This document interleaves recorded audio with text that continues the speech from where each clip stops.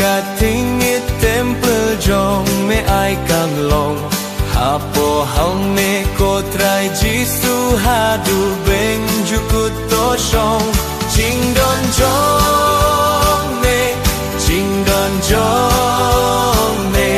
ching don jong me kan yai long ching khao ai ba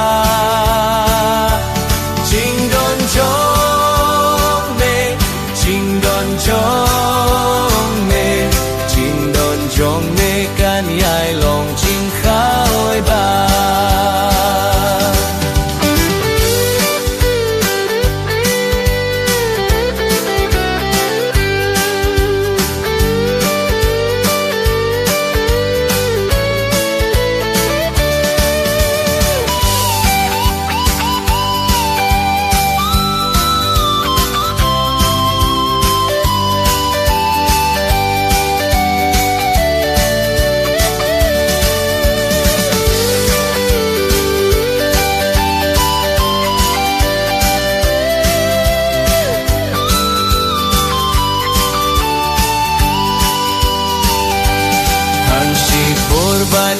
ya silok tan shipor bantet shame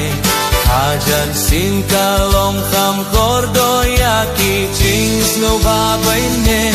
ngan ai baro ngan ai baro ngan ai baro tang banyok ya lo pat me ngan ai baro ngan ai baro Yalo padme to bertatnya ki